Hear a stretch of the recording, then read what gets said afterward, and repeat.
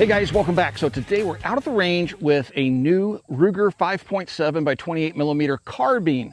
Now they introduced their handgun some time ago, and it's been a fairly popular item, I believe, for Ruger. So the next step they took was to introduce this new carbine, which we'll show you next.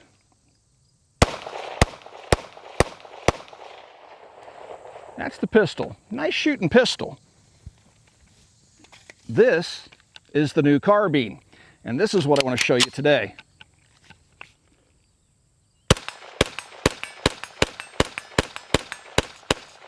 A lot of folks ask me, how can I get involved in the firearms business in that particular community? And one of the best ways to do that is to become a gunsmith. Every gunsmith I know is just overbooked with work. It's a very good living. And so if you would like to become a gunsmith, you need to go to a gunsmithing school or become an apprentice for an existing gunsmith. But Modern Gun School is an accredited college that also works with veterans in the GI Bill, where you can go and get a degree from accredited college in gunsmithing and then go out and start your own gunsmithing business, which I think is a really great option. Again, throughout my entire life, gunsmiths have always been able to earn a really good living, assuming they have a really strong work ethic. So please check out Modern Gun School. I do have a link in the video description below. The Ruger 5.7 pistol was a welcome addition to the product lines of 5.7 products that are out there on the market, which until lately wasn't all that many. Now, when the gun came out, we did do a video on it, and I actually like the gun quite a bit. I think it has better ergonomics than the FN 5.7 pistol, has the same magazine capacity, that being 20 rounds, and a flush fit magazine, and it has a steel upper with a manual safety, and it has good ergonomics. And it's these ergonomics that they mirrored in the new LC Carbine that's in 5.7 by 28. You'll notice the pistol grip is identical in shape and in texture, and it has a magazine release right here. Instead of being a push button like on the pistol, it's a lever. You push it down and the magazine comes out, and naturally the magazines are cross compatible between the guns. That's the whole point. The gun does have ambi safeties that are accessible on both sides. Then we have a bolt stop bolt release right here. It's textured on the bottom, has a ledge on the top, and so you can get good traction to push up on it to lock the bolt to the rear, and then push down to release that bolt. The bolt is a standard blowback, simple blowback mechanism. It's a telescoping bolt, so it sits out over the barrel, which we'll show you when we field strip the gun. It's made out of aluminum. It has M-LOK rails out here, 1913 rail across the top. It does have a removable handguard, has Ruger rapid deployable sights that come with the gun. It's Type 3 anodized finish on the gun. It's a black anodization, and out on the end we have a 1/2 by 28 thread so you can suppress the gun. And that's one thing that we haven't seen a whole lot of in the past is suppressible 5.7s. Back here on the stock, we have an adjustable length of pull, and then we have a simple push button release for a folding mechanism. And this is interesting because you can take this mechanism, invert it, there's 2 screws holding the stock in place, and you can make the stock fold to the other side of the carbine. So that's pretty interesting. It has a side charging handle system on it, but this can also be moved over to this side of the firearm if you're a lefty. And so overall, I would say it's a pretty feature-rich gun. It does weigh about 6 pounds empty, so it's a little bit heavy.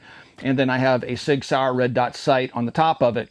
The safety lever is very positive, and it has the exact same trigger as the pistol in terms of how it feels. It has the inertial safety in the middle, and then we'll just make sure that she's empty here really quick. Drop the magazine out, put the bolt home, and let me do it this way.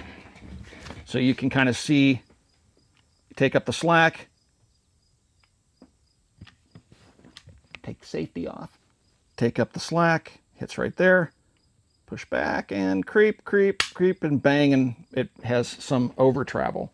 So much like other guns that are on the market, you're going to find that the trigger's a bit creepy, heavy, kind of a rolling brake, not a shelf, but it's not a horrible trigger, and especially in a carbine, you should be able to shoot it just fine. All right, let's take the gun apart, see how it operates, and let's also do some shooting with the gun, and we will throw a suppressor on it to see how she works with a can in place.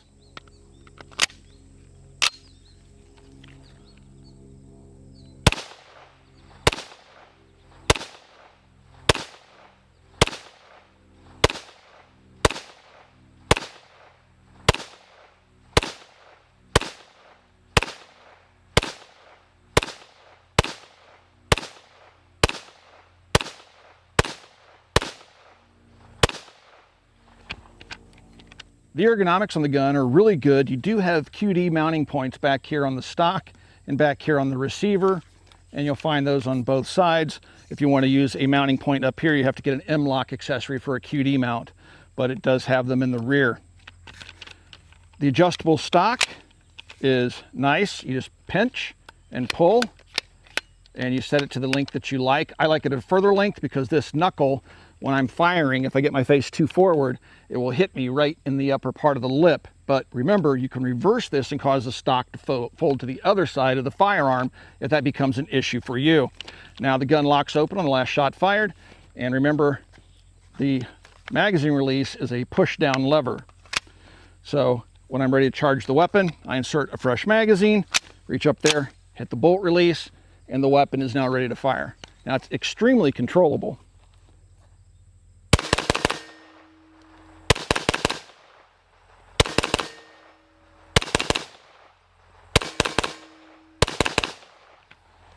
I mean, shooting quick at 15 yards, center mass, easy to pull off because of just how controllable the gun is. The ergonomics on it are just really, really nice. It's a small, handy little package and make a great little backpack gun for sure. The gun is 1/2 x 28 threaded, so you can run a suppressor on it. Remove the protective thread cover. I'm going to stick that in my back pocket here, try not to lose it. There's a little O-ring on there, and that O-ring is going to apply a little bit of tension that should keep the muzzle device, be it the thread protector or the silencer, from backing off. Now you can screw it down until it butts up completely against that right edge, even though that O-ring is on there. This is an Optimus Micro. This can is actually rated for 5.56. If you're going to run a can on a 5.7, keep in mind, not all cans are rated to handle the pressures of a 5.7 cartridge. So if you have a silencer you plan to use on the Ruger carbine, please reference your silencer manufacturer's website to make sure that it is safe to be used with 5.7. All right, going to load in a few rounds of Federal. We want to thank our friends over at Federal for supplying the ammunition to the channel. This stuff is not inexpensive. In today's market, you're looking at almost a buck a round, if not a buck a round, for 5.7. All right, let's see how quiet it is. Gotta take the safety off. I'm gonna crack one ear here and shoot the dirt.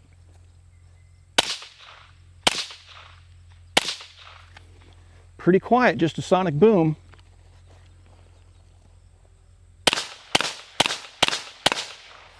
And it didn't change the point of impact, at least at 15 yards. So that's pretty cool. Having a suppressible 5.7 carbine is cool because this is the first one I have. It's probably not the first one on the market, but this is the first one I've had a chance to shoot. And I really do like how it shoots. So it might be a little bit awkward. Some folks might say it looks like a high point carbine, but when you get this in hand, it doesn't feel like a high point carbine. This actually feels really well made because it's all aluminum and all that good stuff.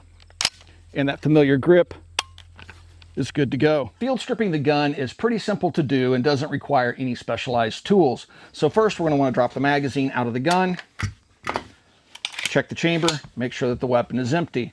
I'm going to invert the gun, and you'll notice right here underneath the charging handle, it's present on both sides, and it doesn't matter which way the pin goes in or from which side you push the pin, but you just push this pin out. Has a little detent on it that keeps it in place, and lay the pin aside. And now you can take your lower receiver apart, and you're going to do that by push down, pull back a little bit, and it'll just lift off. And now you can see the mechanism back here, which is going to be very reminiscent of the pistol itself. Now we can see inside of the receiver, we can see that telescoping bolt, but it's a multi-part telescoping bolt. To disassemble it, you're going to take the charging handle. I'm going to extend the stock here because I'm going to put it on my shoulder. You're going to pull the bolt all the way to the rear. And once you do that, you're going to reach inside, holding that bolt to the rear, and just lift out the first segment of the bolt. That will leave a second segment in the gun. I'm going to go ahead and let that go home. There's a rubber buffer right here. I'm going to push forward. That's for you to grab a hold of. You're going to pull up and out, and that brings your recoil spring out. Now I'm going to pull the charging handle to the rear again, slide the secondary part all the way to the rear, and it too will lift out. Now what's interesting to note is that these two parts fit together to make one big bolt, and this is the reciprocating mass that is enough when combined with the recoil spring to actually keep the bolt closed long enough for the gas pressures to safely drop off and for the gun to cycle. So it's a very, very simple mechanism. And I'm a huge fan of simplicity. You know, like the MPX, I love that gun, but having a gas piston, 9mm carbine seems like you're adding a bunch of unnecessary parts when just simple blowback will do. And that's what Ruger's done here. Now you can also take the handguard off, and you will have to do that to reverse the charging handle from one side to the other. It's not an exactly simple process, but it can be done for those left-handed shooters. There's just 3 screws holding the handguard in place. It slides off. You have a 16.25-inch barrel in here, which is fluted, and then you can begin the process of reversing the charging handle. To put it back together, you're going to make sure that this cutout, where this meets up with the second part of the bolt, is facing rearward towards you. I'm just going to drop that into the receiver, push it forward, take my recoil spring, I'm going to set it back in there and push it down. And now I'm going to pull that charging handle to the rear again. And now I want to line up this horseshoe with that slot.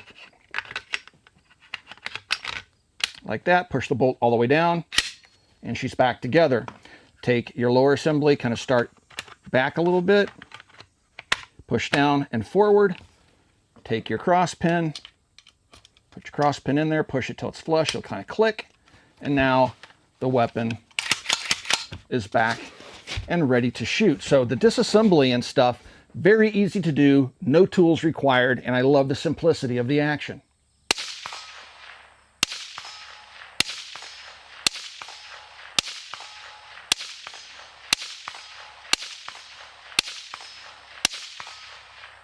All right, so I've already field stripped the gun on it. We've already discussed all that. We have 3 screws that hold the handguard in place. The handguard has to come off to complete this conversion process of moving the charging handle. So I'm just going to take out this 1 screw I've left in here, but you would have to remove all 3. I've just done this for the sake of brevity. So there are the 3 screws. Slide your handguard off. Now once you have your handguard off, you have a plate here that's covering the charging handle slot. And then this is your charging handle on the other side.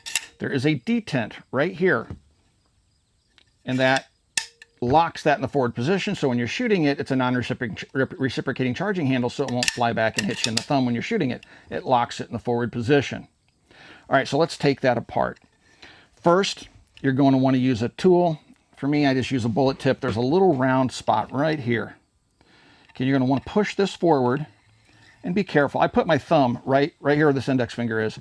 I put my thumb there, finger there, slide this forward, and then pull it out, and it'll stop. You'll feel it click, and it'll stop. And that's because the detent and spring assembly just popped up. Okay, so there's your detent and spring assembly that's popped up. All I'm going to do is roll this over, tap it, and there you can see the rod, the detent, and the spring. All right, now on the other side, this is screwed to this plate here that slides. So we're going to have to reach through the receiver with a 1/8 inch hex key and engage that little screw and loosen it. Take it all the way out. Once you get to a certain point, you can just unscrew the charging handle. It makes it a little easier, and just hold the screw in place. There's your charging handle. And now we're just going to try to get this screw to drop out cleanly. And then there's that screw. But wait, there's more. I mean, this is the one thing I would ding this gun for, because you would think the engineers at Ruger could have made this a little bit more easy to accomplish, given how many other guns out there you can easily switch the charging handles without going through all of this. Now you're going to need a very fine, flat-headed screwdriver, and we're going to unscrew this plug and reverse it, because this is what holds the detent in place. This is where the detent's going to protrude from. So I'm going to get in there, loosen this little guy. All right, once it's out, thought I had it out.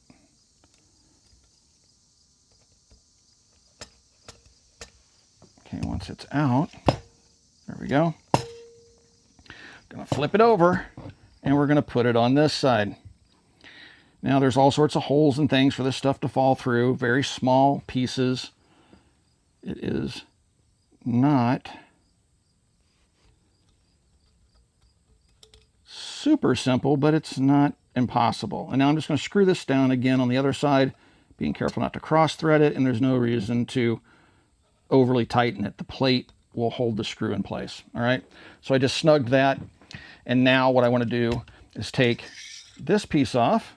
I'm going to replace it with this one. And so what I'm going to do is I want to slide this, start it in. I'm going to take my detent and spring, put it together, drop that down in the hole. Take this little rod, drop it down in the hole. Then I'm just going to use my hex key to press this slightly so I can slide this plate back over. Okay, now the detent is back in place. All right. Actually, I'm going to push that forward here for a moment because I need to have access to this slot to put the screw back in for the charging handle. So now I'm going to put this on the other side.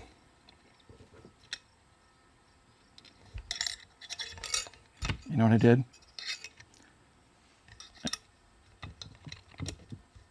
There we go. I put the detent in, probably should have done that last, but I can still get it past the detent. Okay, so there we go. All right, now we got to play the game of hold the gun like this, stick the screw through the opening on the other side, try to get it to protrude through there like that, hold it in place. As you can see, this requires 3 hands. Screw this back on. And once it gets started, it does have a cut that you have to line up so it doesn't rotate. Right about there. All right, sorry guys. Like I said, it takes 3 hands. And then I'm just going to snug this again, okay? Not overly tighten it. All right, now the charging handle's back in place, and you can see that it's locking on that detent. Go ahead and slide this back. And now you can put your handguard back on, like so. And now the gun is set up for right-handed charging.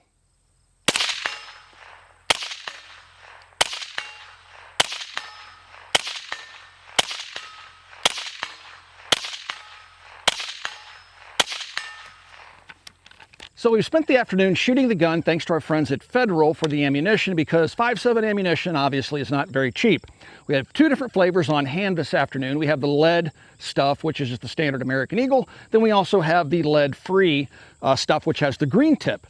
And the gun shoots great, very mild recoil, impulse, ergonomics. Like I said, everything seems to be in the right spot. A few little quirks like changing the charging handle, but that's not something you would probably regularly do. So pick which side you want to run it on, set it up, and forget about it. The ergonomics, really good, feels very solid. I like the folding stock. It's easy to use. It's not one of those types of stocks that you really have to struggle with to break loose. So overall, even though it weighs, 6 pounds or so with an optic and everything else on it, a little bit heavy, the gun handles and shoots really, really well. Now, of course, this is the Military Arms channel, and we're talking about me. And that means I'm inevitably going to have a problem. And this was no different. The gun typically runs 100%, except for that 1% where it doesn't. So let's say 99%. See, that time it limped and didn't eject. What is it with the first round every time?